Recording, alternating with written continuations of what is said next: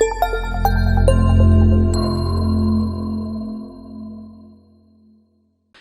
everyone, it's Mike Amber at FlipNerd.com. Welcome back for this episode of the FlipNerd.com Expert Interview Show, where we meet with experts and entrepreneurs and really just leaders in the real estate investing industry to help you learn and grow. This is episode number 305, and I'm here with my friend Garrett Sutton. Garrett is, you definitely do not want to miss this show. Garrett's an attorney. He's a best-selling author. He's one of Robert Kiyosaki's Rich Dad advisors. In fact, he has a new book out that we're going to talk a little bit about that's going to be a really interesting topic to discuss with you today. And again, Garrett is an attorney, and he's really able to demystify legal topics that and present them in an easy to digest manner. I think for real estate investors, the legal side of the business is kind of a necessary evil for us. And so sometimes our eyes glaze over when we start to hear that we're at risk for something. So Garrett does a great job of helping explain that stuff so even us real estate investors can understand it. But Garrett has over 30 years of experience in helping individuals and businesses with asset protection and limiting their liability, which is really important. And if you don't realize it yet, you will someday when you eventually get sued or have a tax problem. And unfortunately, I've been through a few of those things myself, and you really realize what you need and what you didn't have once you need it. But Garrett has appeared in the Wall Street Journal, the New York Times, other top publications, and now for the Holy Grail, he is on the Flip Nerd Expert Interview Show with us today. We're going to talk about two main topics. At the beginning, in part one, we're going to talk about toxic clients. In fact, that is the name of Garrett's new book, and he's going to talk about, I think a lot of us end up working with people that we don't like or that don't do a good job or that don't pay us on time or any of those things because we have this scarcity in our mind that, well, we just have to put up with it. And Garrett's going to talk to us a little bit about why we don't have to put up with that and why we shouldn't. And then in part two of the show, the Taking Action segment, we're going to talk about asset protection. We're going to talk a little bit about what is the right legal entity and what are some pros and cons of the different legal entities that are out there. So let's go ahead and get started. Garrett, how are you, my friend? Good. It's great to be with you again, Mike, and 300 shows. Congratulations. Yeah, we're putting on some mileage, that's for sure. And truthfully, if I had just done this show myself, I could have come up with maybe 5 interesting topics. And so I'm really blessed to have great relationships with people like you that come on and share your information with our listeners. So thank you for being here. It's my pleasure. Yeah. Well, Garrett, and you have been on before. You mentioned thanks for having you on again. I should say, I think I told you the last time you were on was episode number 119, and this is 305. So it's a little late in the day for me to be doing math, but that was about 180 or so episodes ago, and hard to believe that it's been that long, but we're definitely happy to see you again. It's my pleasure once again. Yeah. So for those that maybe aren't familiar with you, could you maybe take a couple minutes and just tell us a little bit about who you are and your background? Sure. Again, my name is Garrett Sutton. I grew up in the Bay Area and went to the University of California at Berkeley, got a degree in business, went across the Bay to Hastings College of the Law, the University of California's law school in San Francisco, and became a practicing attorney and got kind of tired of the crowds in the Bay Area and the dysfunctional government in California. So I moved to Nevada in 1989, and that was 2 weeks before the earthquake. Do you remember the earthquake during the World Series? And my friend said, "How did you know?" But I was really happy to move to Nevada. I love it up here. As you know, Mike, I enjoy skiing. I enjoy the mountains up here. And Nevada is a great state to do business in. It's a great state to incorporate.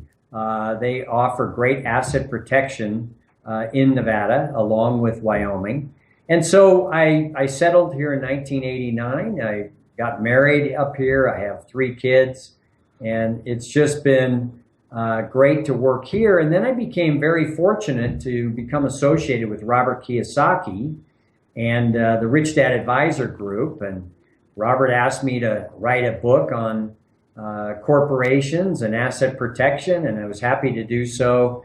And they keep asking for books. So I've written 6 in the Rich Dad Advisor series and 3 others. I enjoy the writing. It keeps me off the streets. And life is good. I have no complaints. And with Robert, I get to go around the world. We're going to be in Chile and Australia this year. So and I get to work with people like Tom and Ken and Andy. It's just been a really special team to be associated with. Yeah, there really is a lot of great information. Of course, we've had Tom Wheelwright on the show before as well, and Tom, but I've just every time I get a chance to talk to you guys, I get excited because you have so much great information. Let me ask you, Garrett, how does one become a Rich Dad advisor? How does that happen? Well, it's this big mystery and a super secret process you have to go through. No, I'm kidding. It was because I was referred by someone that Robert knew, and things worked out. I went down for the interview, and it helped that I played rugby. Robert loves the game of rugby. He played for a really good team in Hawaii, the Hawaii Hurricanes, and so we kind of hit it off of that. But they're not taking any more Rich Dad advisors. So I was just very fortunate to become one of the few. Yeah. Garrett, it's interesting the book that you have that just came out, Toxic Client, because I think a lot of us, I want to talk about it kind of in the context of tenants and, some of the people that real estate investors work with, whether it's a bad contractor. And I know personally I've worked with contractors that I really didn't like. Personally, I didn't like them. I didn't like the way they did business. But sometimes when you're in this business, if you have, especially like a specialty person, that it's kind of hard to find. I don't need them all that often. So when they do, I just kind of tolerate some of the things that I don't like, maybe. And I guess kind of tell us how you came up with the idea for this book, and maybe we can get into some relevant examples that people who are listening to, might hit home with, and maybe we can talk about, how they can do things differently to not have to deal with those people. Well, Mike, as you know, I talk to people from actually all over the world about their business and how to protect their assets. And in these many thousands of discussions, I've learned that a lot of people have faced the bad client. And in fact, one of the reasons that you will incorporate or set up an LLC is to protect yourself from the toxic client. Right. And so in hearing all these stories, there was kind of a common thread that not every client is a good client. And so in listening to these stories and talking to people, it made sense to write a book about the topic. Because like you say that, some of these people, you need their expertise, but you don't like them as a person. You don't share their values. And the little voice inside you is saying, don't do business with this person. Well, we've got to learn how to appreciate and trust that little voice and not take these people on or do business with these people. You've heard of the Pareto principle, where absolutely 80% of your income comes from 20% of your clients. Well, it applies to toxic clients as well. 80% of your problems come from 20% of your clients. Sure. And how great would it be to get rid of those problematic clients and be able to put your best efforts forward, not in correcting someone's problem, but doing good work for your other clients? Yeah. So that's what the book is about, how to get to the point of not taking on these destructive clients. Yeah, it's interesting as I think back over time. I've bought hundreds of houses now, but early on, when I hadn't rehabbed a lot of houses, or I didn't have a lot of rental properties, or there's always this feeling of, I just need to get it done with. I'll deal with something else. But as time goes by, you start to think more about what are my principles? Like if I have to sit on the house for an extra week, or if I have to, jump through a couple of extra hoops that make me not have to do that anymore or deal with that person, then you start to make those trade-offs.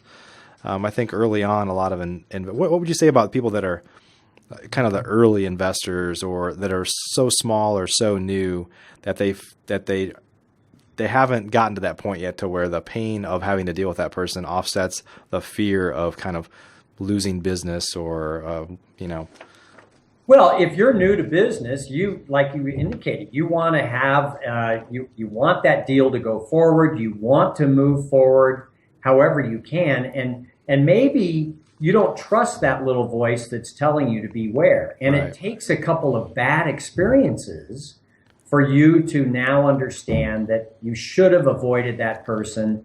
And, maybe the second time you say, well, that won't happen here, but the little voice is still telling you to avoid it. And sure enough, the second time, it's a bad experience.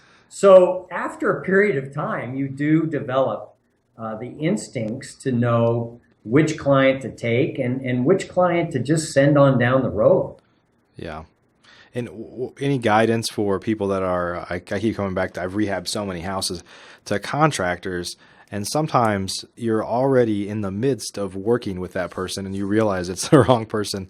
And it's hard to, many times you maybe have, prepaid or, which Right. I don't advise prepaying, contractors, but it happens sometimes where they've been paid more for the work than the work they've done, or, they may be in the middle of something where it's really difficult to switch gears. Any kind of advice on, how to deal with those situations?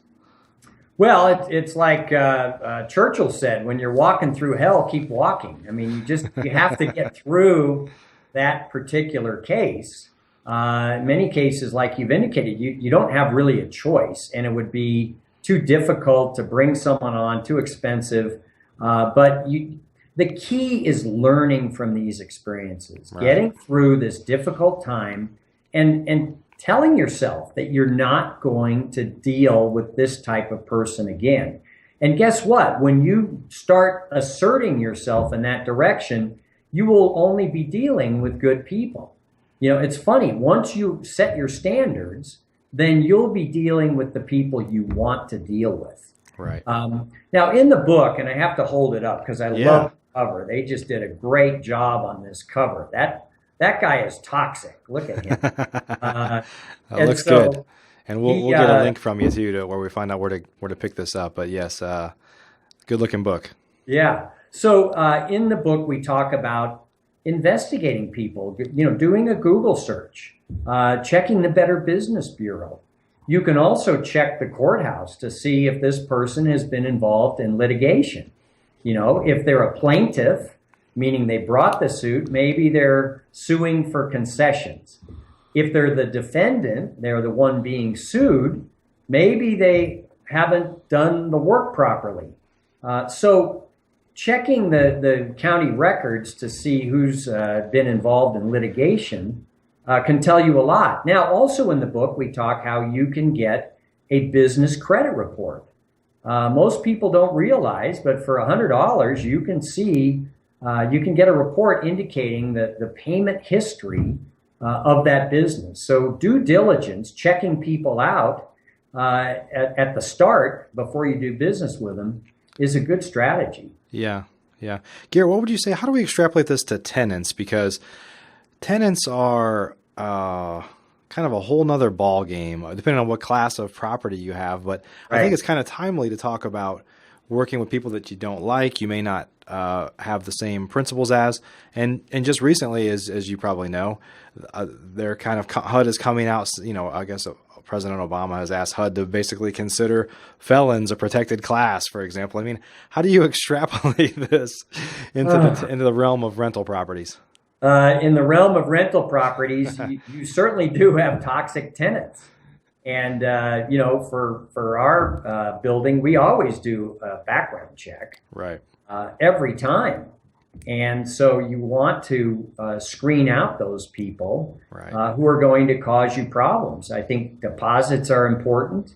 Not allowing people to get used to paying late. It's just doing good business. But I think for a tenant, certainly you want to get references when you can and do the background check. Because in some states like California, once they get in the door and in that apartment, it's very difficult to get them out in a reasonable amount of time. I mean, they could be living off you for 6 months. Right. And you don't want to let that person into your building. Yeah. It's tough, though, with tenants. You may, next thing you know, you have your tenant has the boyfriend or girlfriend that's not on the lease that, is living there all of a sudden, that brings their drama, may bring their drama into the picture that you didn't even know they were there. So, right. Yeah. Yeah, no, it is something that you have to pay close attention to. And, when you get started in investing, you are going to be rehabbing a property. The issues with contractors that you mentioned earlier, Mike, apply. When you deal with realtors, You do not want to deal with a realtor who does not have your best interests at heart. And so, again, when you're using a realtor, I would do due diligence, check them out, see what their reputation is. Now, on some of these sites, there are going to be negative comments, and there are going to be a few that, you always take with a grain of salt. Sometimes they're competitors. Sometimes the positive reviews are written by, their friends. But a lot of negative reviews at the Better Business Bureau, for me, is a sign to be cautious. Yeah. One last question that I want to talk about with kind of toxic clients. I want to talk about, you have this topic in your book that I know you talk about, which is entitlementia, or just this entitlement class that is rising up in the United States. I mean, how does that impact the way that we deal with others, with clients or tenants or any of those things? Well, I coined the term entitlementia to describe the dementia that results from people having a sustained and or ingrained sense of entitlement. Right. And we do have those people out in society who have been so used to being given everything, so used to being never criticized, that they create their own set of problems. And as I describe in the book, Toxic Client, a lot of these people, just with their sense of entitlement, feel superior, even though they may have no experience. They feel superior. They need to have the best deal. They view you as a mere provider of services. They have no empathy for your situation, for your need to make a profit. And they're very difficult to deal with. I read an article recently where a top law school recruiter, his estimate is that about 10% of the kids coming out of law school now have a form of entitlementia. They don't want to do the work that's assigned them at these law firms. They're unable to take criticism. And whenever they have that first critical review, a lot of them will leave the law firm. Because they just are not able, their ego does not allow them to take that kind of criticism. Well, this is not healthy for our workforce. And so you want to make sure that you're hiring people that are not suffering from entitlementia. And as well in business, you don't want to do business with these types of people because they turn toxic very quickly. Absolutely. Great. Well, real fast, Garrett, I want to make sure that people know where they can go if they want to. In fact, I know you have 2 books. I don't know how you have time to visit with me. You're writing books all the time, but you have 2 new books out. And we just talked a little bit about toxic. Called Finance Your Own Business. It's co-authored with Jerry Detweiler, who's a well-known credit expert. And this one came out in January. Okay. So I do have two new books out there. And they're available at Amazon and Barnes & Noble. Okay. And they're also on audio. A lot of people I've found like to take in information like this via audiobook. And so we've recorded audiobooks. Yeah. Wonderful. We'll add some links below here for those that want to find your books. I know you have a whole bunch of books. In fact, I own several of the Rich Dad books. So those are the really great books to check out. Thanks for joining us up to this point in the show. The second half of our show is restricted to only FlipNerd Pro and Elite members and only accessible on FlipNerd.com. If you're not a Pro or Elite member yet, you can upgrade your account in about 1 minute by visiting FlipNerd.com/upgrade. Depending on membership level, you'll get access to off-market properties real time, including real-time email and text alerts for new properties listed in your market. You'll get access to hundreds of full-length expert interviews, and Elite members get access to the FlipNerd Lab, which includes detailed masterclass trainings, 2 live webinars a month where you can interact with leaders in the industry, and access to our Elite Mastermind group, where you can interact with hundreds of the top real estate investors in America. Build relationships with those that are actually operating successful real estate investing businesses. By visiting FlipNerd.com/upgrade, you'll learn much more about our membership options. And once you've upgraded your membership, come on back and listen to the rest of this show.